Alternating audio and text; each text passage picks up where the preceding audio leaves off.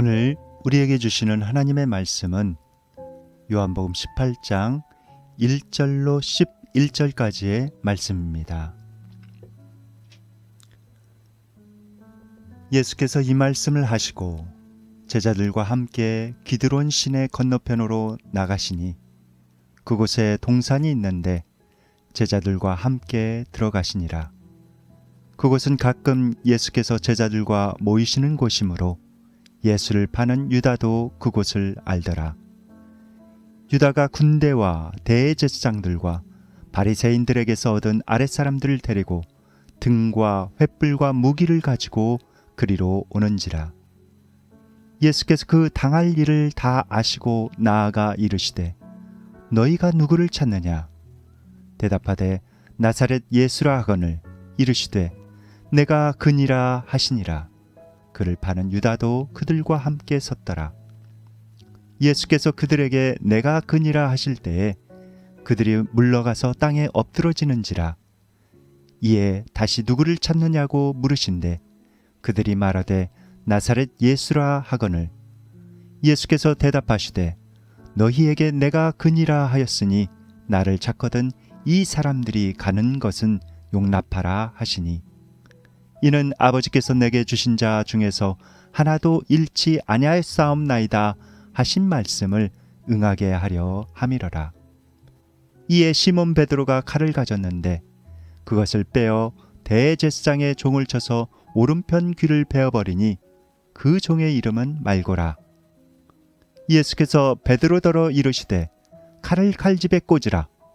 아버지께서 주신 잔을 내가 마시지 아니하겠느냐 하시니라. 아멘.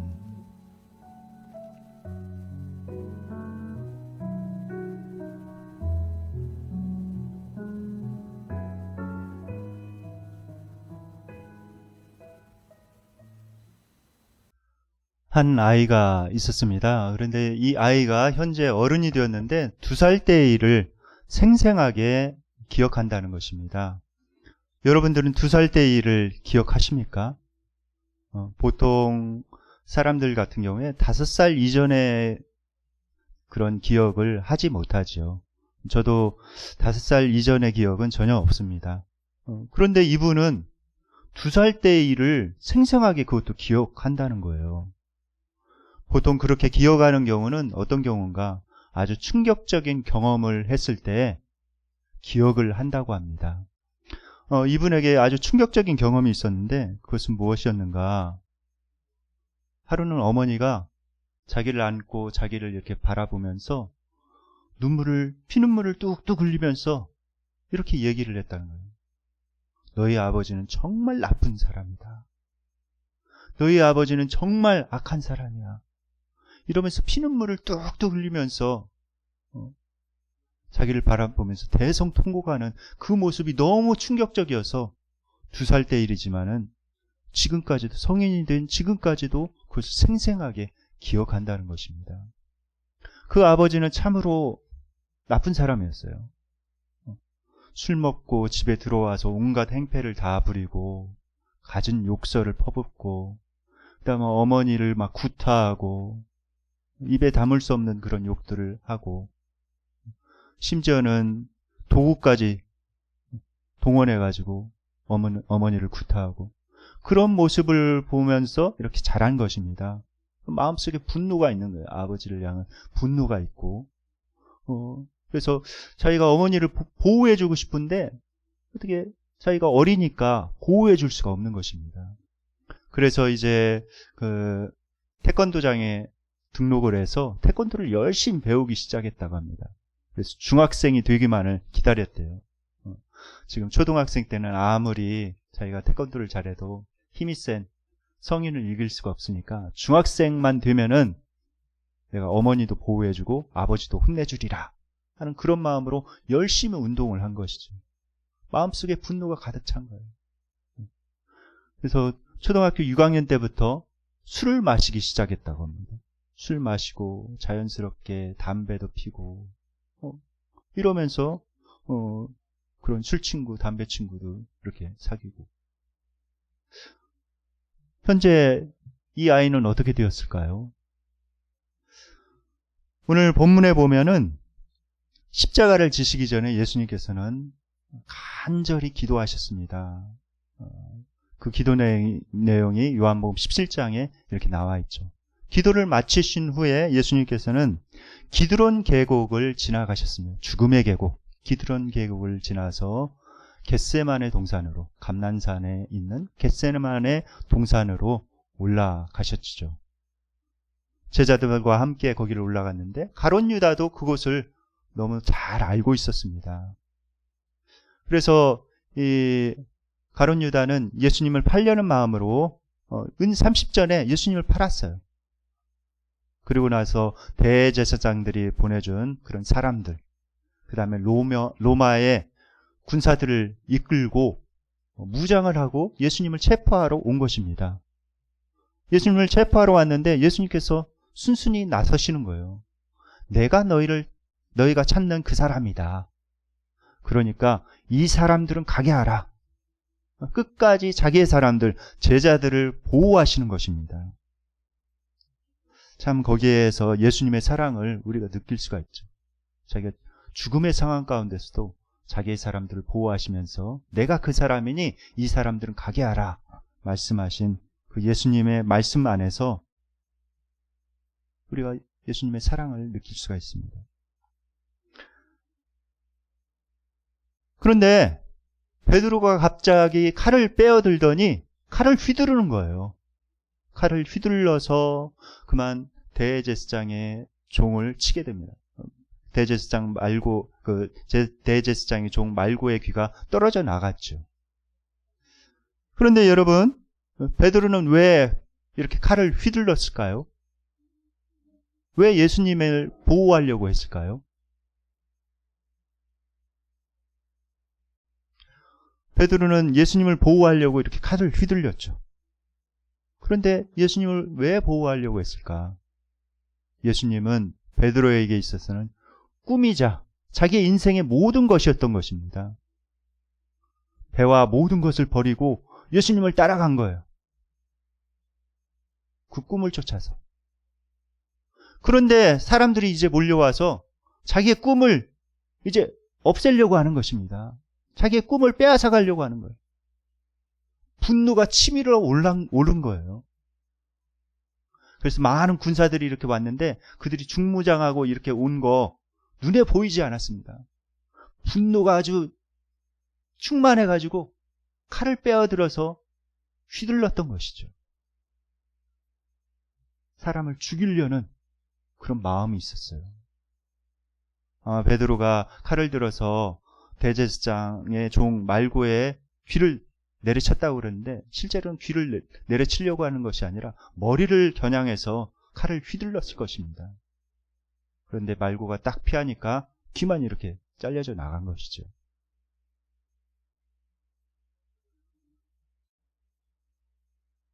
우리가 분노, 앵거죠. 영어로 앵거. 앵거를 방치하면은 어떻게 됩니까? 데인저가 됩니다. 거기 D자만 붙이면 데인저죠. 앵거에 D자만 붙여. 여러분들, 분노를 그대로 방치하면 어떻게 되는가?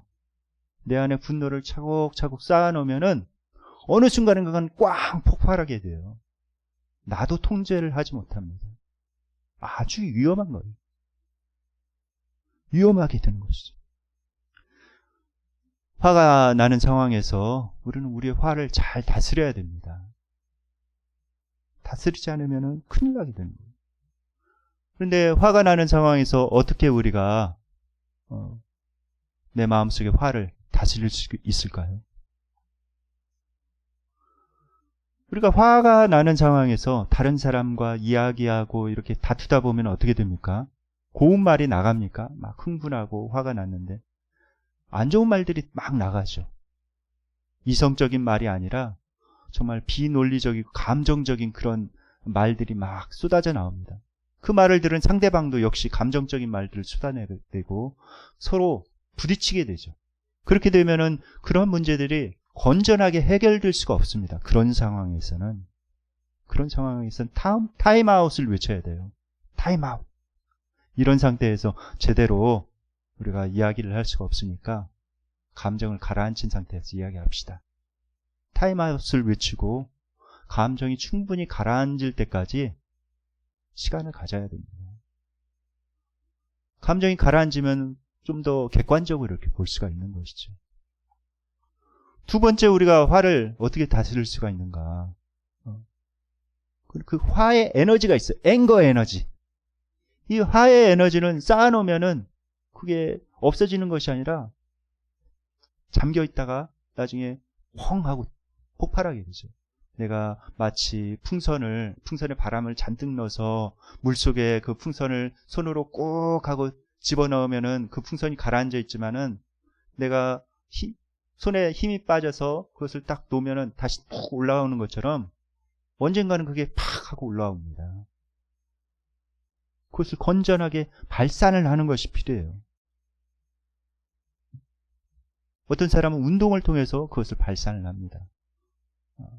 열심히 달리거나 어떤 운동을 하거나 또 자전거를 타면서 이렇게 운동을 하면서 땀을 흘리면서 자기의 그런 화 에너지를 발산을 하기도 하죠. 어떤 사람은 음악을 들으면서 그걸 발산하기도 하고, 어떤 사람은 산책을 하면서 그런 화난 그런 화를 다스리기도 하죠. 나만의 그런 건전한 방법을 찾아야 돼요. 다른 사람에게 어떤 파괴적인 그런 거를 안겨주는 그런 방법이 아니라 나만의 건전하게 그 화를 분출하고 다스릴 수 있는 그런 방법을 잘 찾아야 됩니다. 그래서 화 에너지를 다른 쪽으로 이렇게 분산하는 것이 필요해요. 그런데 여러분, 사람들이 화내는 근본적인 그런 원인은 무엇일까요? 사람들이 화내는 근본적인 이유, 그 이유는 무엇일까요? 그 이유를 알아야 이 화 문제를 제대로 풀 수가 있습니다. 사람들이 화내는 근본적인 이유는 뭔가? 그거는 자신의 뜻대로 되지 않기 때문에 그래요. 자신의 생각대로 되지 않기 때문에 화가 나는 것입니다. 그 문제를 해결해야 돼요.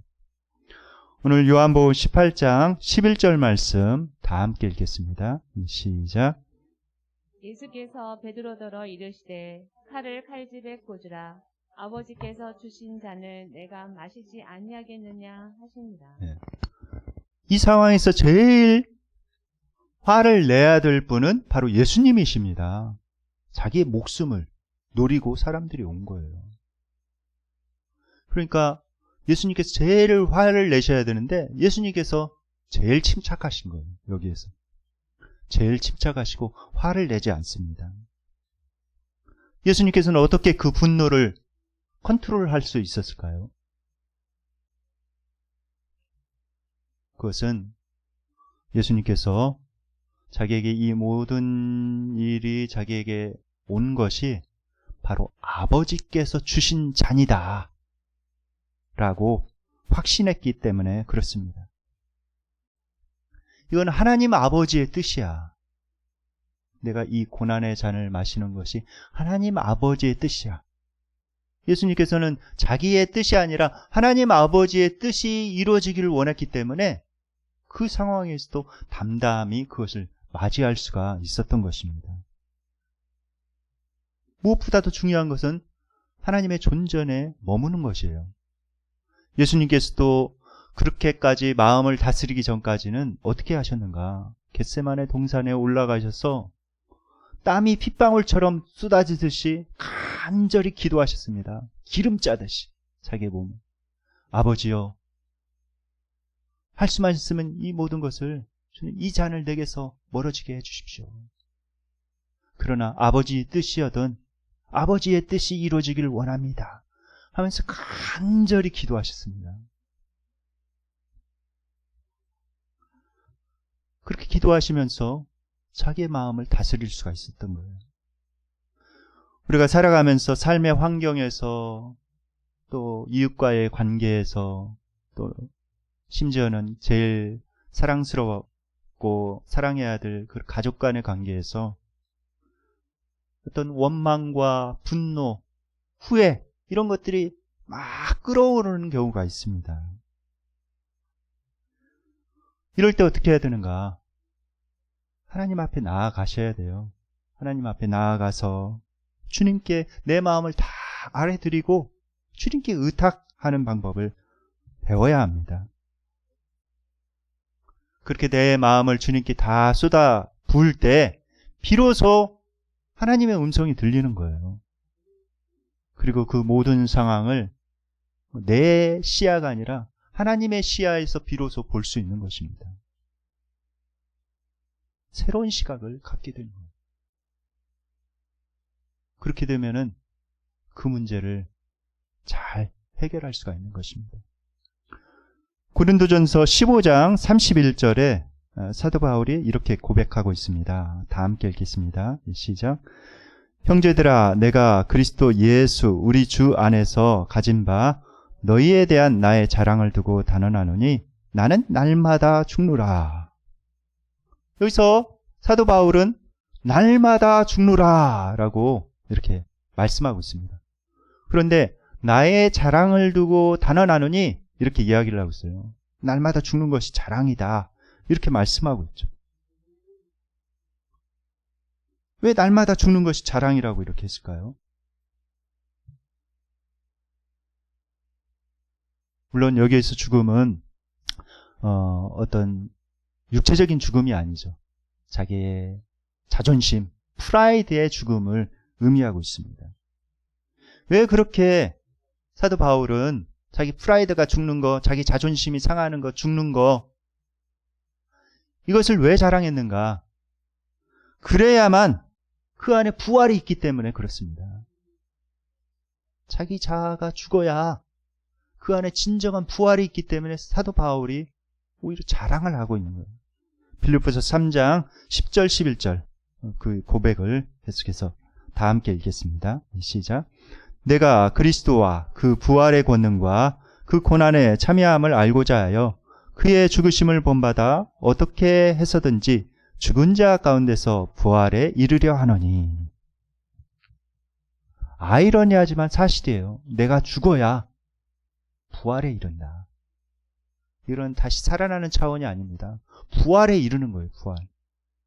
새로운 차원의 삶을 의미하고 있는 거예요. 내가 죽어야 가정이 살아납니다. 내가 죽어야 돼. 내가 죽어야 다른 사람이 살아나는 거예요.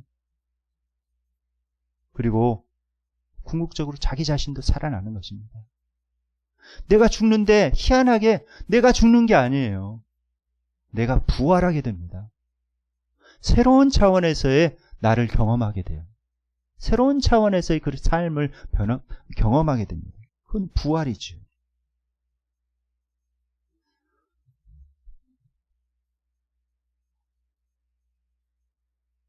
예수님께서는 어떻게 그처럼 수많은 사람들의 멸시와 조롱을 참아내실 수가 있었을까요? 그것도 자기가 예수님께서 당하실 만한 그런 일이 아니었죠. 부당하게 멸시와 조롱을 당하신 것입니다. 심지어는 죽음의 고통 가운데서도 예수님께서는 참아내셨어요. 화를 내시지 않고 그것을 참아내셨습니다. 어떻게 그렇게 하실 수가 있었을까요? 그 이유는 인내의 열매를 아셨기 때문입니다. 인내를 하면 이런 열매가 맺혀질 것이다 하는 것을 아셨기 때문에 그렇습니다. 이사야서 53장 11절 말씀입니다. 다 함께 읽겠습니다. 시작. 그가 자기 영혼에 수고한 것을 보고 만족하게 여길 것이라. 나의 의로운 종이 자기 지식으로 많은 사람을 의롭게 하며 또 그들의 죄악을 친히 담당하리로다. 예. 예수님께서는 열매를 바라보고 계셨죠. 만약에 예수님께서 그 화를 참지 못하고 그냥 거기에서 화내고 그러셨다면 어떻게 되셨을까요? 어떻게 되었을까요? 하나님의 뜻이 이루어지지 못했을 것입니다. 우리도 구원받지 못했을 거예요. 예수님께서는 충분히 그들을 물리칠 만한 그런 능력이 있으셨습니다. 내가 그니라 이렇게 할 때 사람들이 뒤로 물러가서 땅에 엎드러졌다고 이야기를 하고 있어요. 그만큼 예수님께서는 파워를 가지고 계시죠. 실제로 이 똑같은 장면을 묘사하고 있는 마태복음 26장에 보면은 예수님께서 실제로 이런 말씀을 하셨습니다. 마태복음 26장 53절 말씀 다 함께 읽겠습니다. 시작. 너는 내가 내 아버지께 구하여 지금 12군단 더 되는 천사를 보내시게 할 수 없는 줄로 아느냐. 여러분들, 예수님께서는 12군단이 넘는 천사를 동원하실 수 있다 이렇게 말씀하고 계시죠. 그런데 여러분들, 천사 한 명이 얼마만큼의 능력을 가지고 있을까요? 아마 대단한 능력을 가지고 있습니다. 각 나라를 담당하는 천사도 있다고 그러죠. 아마 우리나라 전체 군대 다 출동해도 천사 한 명을 당하지 못할 거예요. 그 대단한 능력을 가진 존재가 바로 천사죠. 그런데 예수님께서는 그 천사를 12군단이 넘게 동원하실 수 있다 이렇게 말씀하세요. 이때 당시에 로마의 1군단은 몇 명으로 구성되어 있는가? 1군단은 보병 6,000명과 마병 700명으로 이렇게 구성이 되었다고 합니다. 6,700명. 그러니까 12군단은 몇 명입니까? 이렇게 곱해 보면은 8만여 명이 넘죠. 8만 명이 넘는 그런 사람의 군대도 대단합니다. 엄청난 군대죠. 그런데 천사가 8만 명이 넘는 천사가 출동한다면 어떤 일이 일어나겠습니까? 완전히 쑥대밭이 되는 것이죠. 그만큼 능력이 있으셨습니다. 그런데 예수님께서는 그 능력을 사용하지 않으시고 예수님의 안주머니 깊숙이 넣어두셨어요.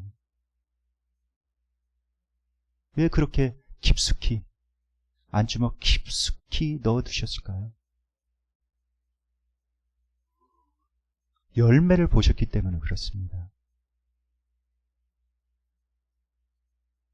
이것을 통해서, 내가 참음을 통해서 하나님 아버지께서 아름다운 열매를 맺혀주실 것이다.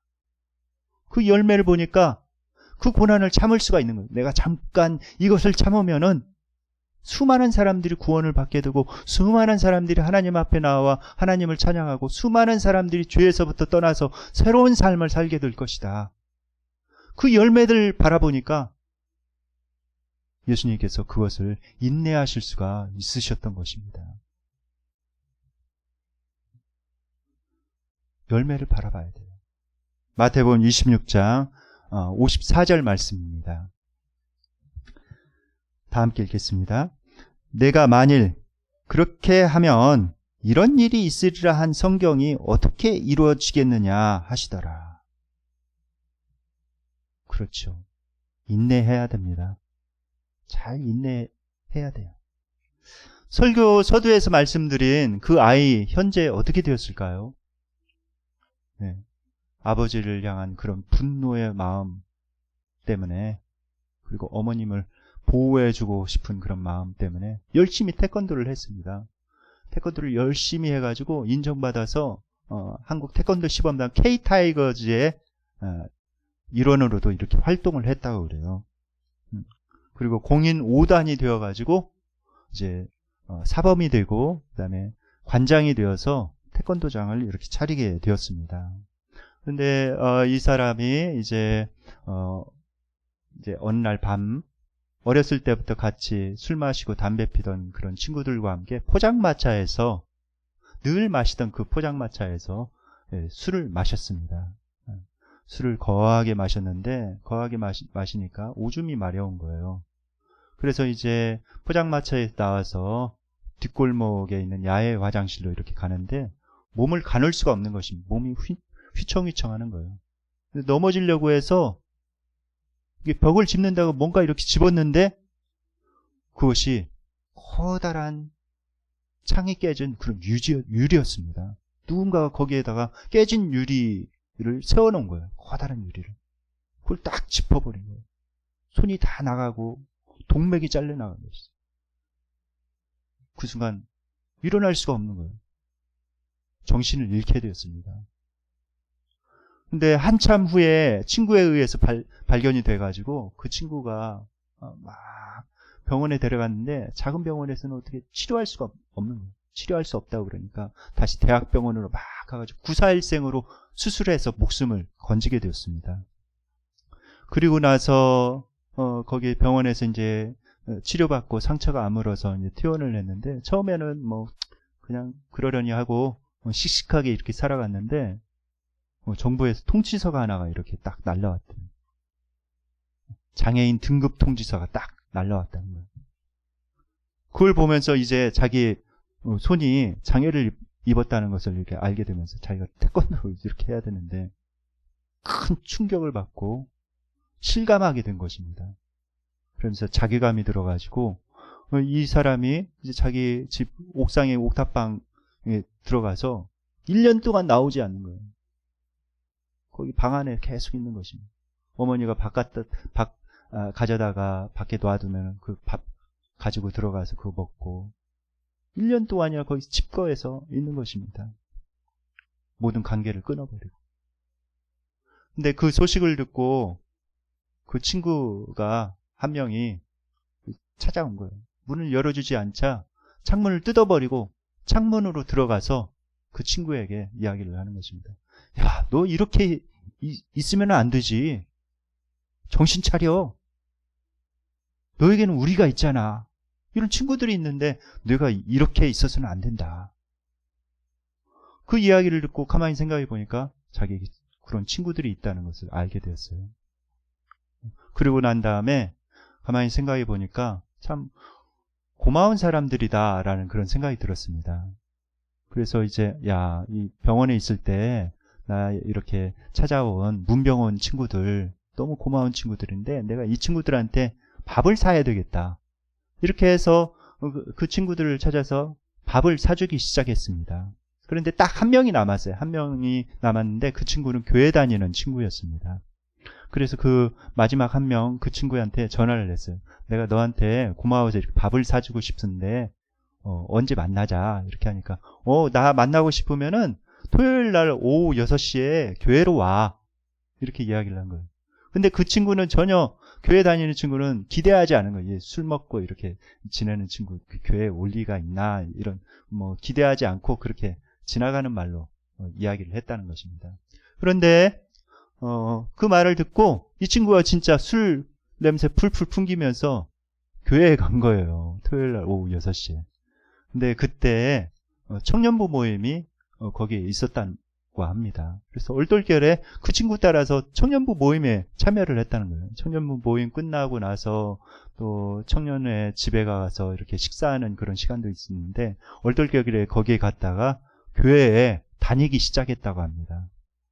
교회에 다녀서 이제 교회 청년부에서 문학의 밤을 이렇게 준비하는데 자기에게 한 역할을 맡아달라고 해서 그 역할을 맡아가지고 자기도 이렇게 준비를 했다는 거예요. 근데 어느 날 이게 눈이 많이 오는 겨울이었는데 그 눈 오는 겨울날 자기가 힘들게 차를 몰고 교회로 가고 있는 중에 교회 청년부에서 전화가 왔다는 거예요. 눈이 많이 와서 이 준비 모임이 취소됐다. 그러니까 오지 않아도 된다. 이 이야기를 들었다고 합니다. 그런데 나중에 알고 보니까 그것이 아니었다는 거예요. 거기 연습을 청년부 부원들이 다 모여서 하고 있었고 거기에 자기가 하는 역할을 어떤 장로님의 따님이 그 역할을 맡게 되었다는 것입니다. 자기를 왕따시킨 거예요. 그 사실을 알고 나서 분노가 아주 막 오르는 것입니다. 아니, 나를 이렇게 왕따시킬 수가 있어? 주체할 수가 없는 거예요. 그래가지고 어렸을 때부터 같이 술 마시던 그 친구들을 불러가지고 술을 마시면서 이런 거를 하소연하니까 그 친구들이 그렇게 얘기를 하는 거예요. 이거 어떻게 했으면 좋겠냐? 이렇게 물어보니까 그 친구들이 엎어버려. 그래가지고 그렇지, 엎어버려야지 하면서 술자리에서 일어나서 교회에 가서 이제 엎어버리려고 이렇게 가려고 하는데 갑자기 머리에 차가운 그런 바람이 싹 불더니 두 장면이 딱 떠오르더래요.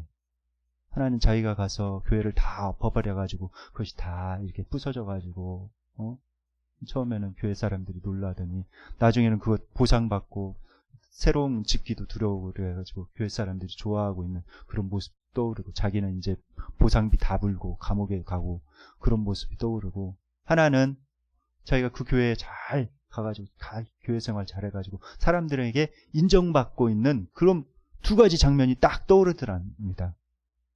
그래서 그렇지, 이게 진정한 복수는 이게 아니지. 그래서 이 사람이 두 번째 생각을 붙들었다는 거예요. 그래서 그 다음부터 교회를 열심히 다녔대요. 빠지지 않고 수요기도회, 금요기도회, 청년부 모임 열심히 다니면서 하나님의 말씀을 듣다 보니까, 야, 예수님이 이렇게 좋은 분이네, 참 멋지신 형님이네. 이분 표현 따라, 야, 정말 멋진 형님이다. 하나님 아버지는, 야, 이 멋진 큰 형님이다. 이러면서 정말 하나님 정말 좋으신 분이다 하는 것을 알게 되고, 이분이 예수님을 믿게 됐다는 거예요. 그러고 나서 어떻게 됐는가, 그 교회에 담임 목사님 딸과 결혼을 해가지고 그 담임 목사님의 사위가 되었다고 합니다. 그리고 이분이 지금 이제 지하철 보안관으로 이렇게 활동을 하면서 복음성가 가수가 되었다고 그래요. 지금 아주 행복하게 잘 살고 있습니다. 이분인데, 만약에 이분이 엎어버려 했을 때 진짜 그 나쁜 생각을 선택하고 엎어버렸다면 이분의 삶이 어떻게 되었을까요? 아마 비참하게 살아가고 있을 것입니다. 분노에 휩싸여가지고. 그런데 좋은 생각을 선택한 거예요. 그래서 지금 이렇게 행복한 인생을 살아가고 있는 것입니다. 새롭게 하소서에도 나와서 간증을 하시더라고요. 여러분들이 어떤 안 좋은 일을 만났을 때, 어떤 사람하고 관계가 불편할 때 여러 가지 그런 생각이 들 수가 있습니다. 여러 가지 생각이 들 수가 있어요. 그런데 여러분들, 안 좋은 생각을 선택해서는 안 됩니다. 어떤 것을 선택하느냐에 따라서 인생이 바뀌게 되는 거예요. 참 중요합니다.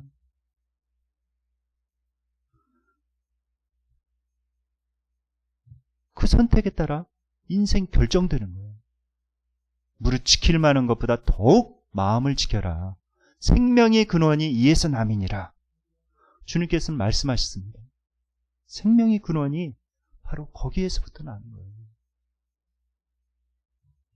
예수님께서 말씀하셨습니다. 마태복음 26장 52절 말씀입니다. 다 함께 읽겠습니다. 시작. 이에 예수께서 이르시되 내 칼을 도로 칼집에 꽂으라. 칼을 가지는 자는 다 칼로 망하느니라. 칼을 가지는 자는 다 칼로 망한대. 칼은 분노의 마음입니다. 칼은 다른 사람을 증오하고 해치려는 그런 마음이에요. 칼은 다른 사람을 해칠 뿐만 아니라 궁극적으로 자기도 해쳐요. 관계를 망치고 자기도 해치는 것이 바로 칼입니다. 그러므로 칼을 든 자는 칼로 망하리라 예수님께서 말씀하셨어요. 여러분 마음 가운데 어떤 칼이 있으십니까? 어떤 상황 가운데 여러분들이 빠졌을 때 쉽게 분노합니까?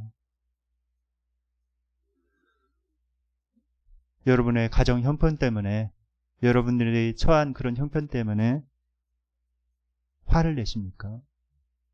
내 안에 앵거, 분노의 에너지가 있습니까? 여러분들의 꿈이 좌절되어서 분노하십니까? 하나님의 뜻을 구하시기 바랍니다. 그 안에 나의 그런 어려움과 오히려 그 안에 상처와 이런 거 안에 하나님의 놀라운 계획이 들어가 있어요. 그것을 통해서 하나님께서는 내가 생각한 것보다 훨씬 더 아름다운 것을 이루어 주시려고 그러신 겁니다. 그것을 이겨나가야 돼요. 그래야 그런 아름다운 열매가 맺혀지는 것입니다. 하나님께서는 우리를 통해서 멋진 집을 건축하시기를 원하세요. 어떤 사람은 하나님께서 리모델링 하십니다. 리모델링. 뼈대는 그만 그대로 놔두고 그 안에 있는 것들을 이렇게 바꿔 나가는 것이죠. 근데 그렇게 되면은 조금밖에 이렇게 변화가 없어요. 그런데 어떤 사람은 재건축을 하세요. 재건축. 완전히 싹 무너뜨리시고 그 다음에 거기에 멋지게 하나님께서 설계하신 새로운 아주 멋진 집을 이렇게 지으십니다.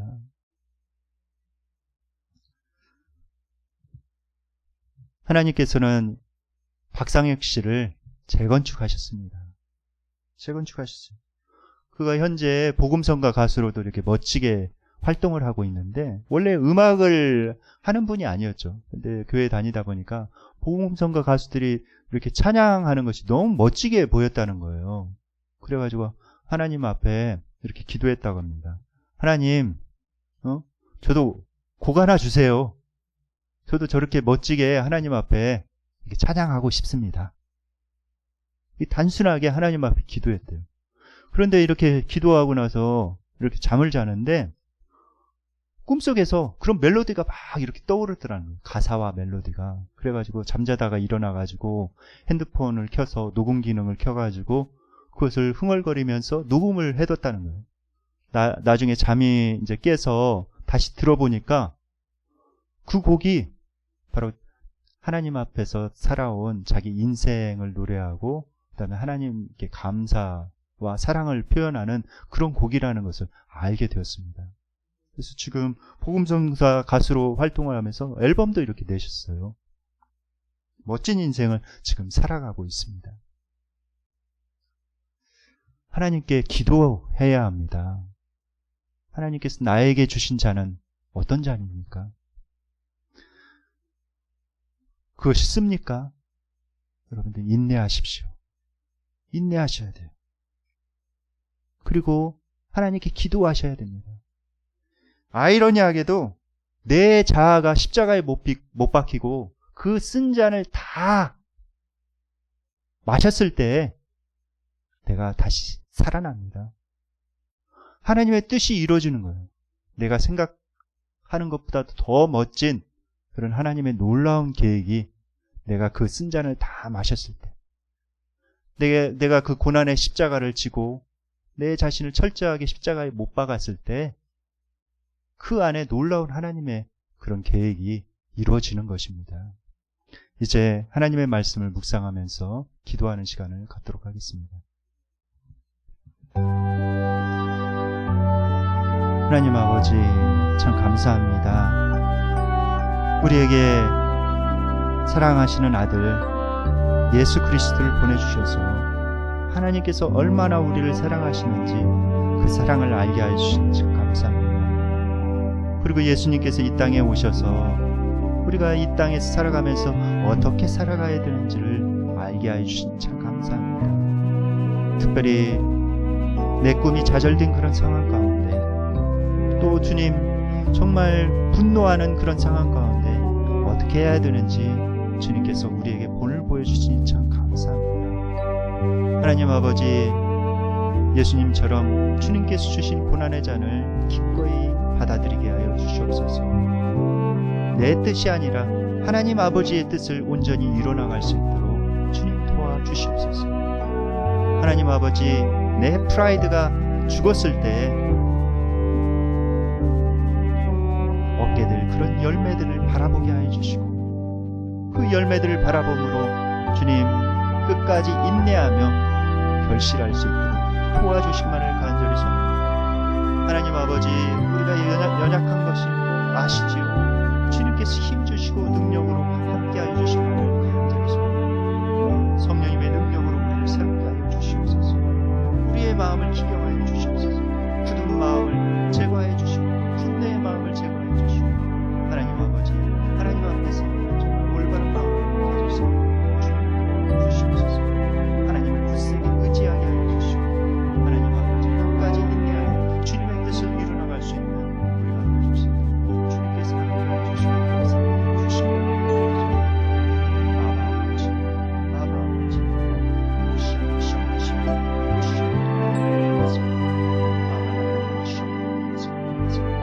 아바 아버지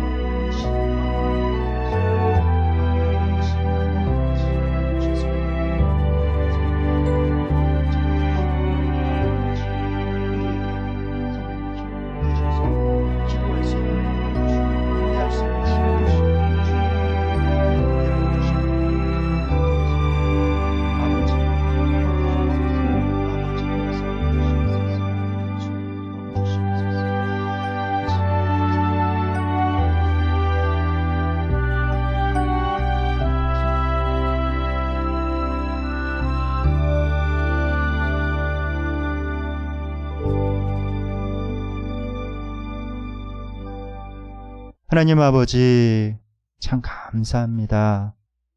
우리에게 독생자 예수를 보내주셔서 주님, 그 하나님께서 우리를 얼마나 사랑하시는지 그것을 깨닫도록 인도해 주시니 참 감사합니다.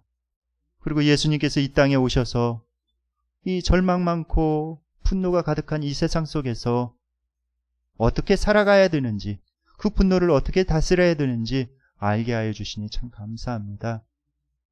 하나님 아버지, 아버지께서 주신 잔을 기꺼이 받아들고 그 쓴 잔을 다 마시게 하여 주시고, 그로 인해서 내 자아가 온전히 죽고 새롭게 부활하는 것을 경험할 수 있도록 도와주시옵소서. 우리가 하나님을 의지하고 인내하였을 때 하나님께서 원하시는 그런 아름다운 열매를 맺을 수 있다는 것을 기억하며, 주님, 사도 바울이 그랬던 것처럼 날마다 자기 자신을 십자가에 못 박고 주님의 뜻을 온전히 이뤄나갈 수 있는 우리가 되게 하여 주옵소서. 성령님께서 은혜를 내려 주시옵소서. 예수 그리스도의 이름으로 기도드리옵나이다. 아멘.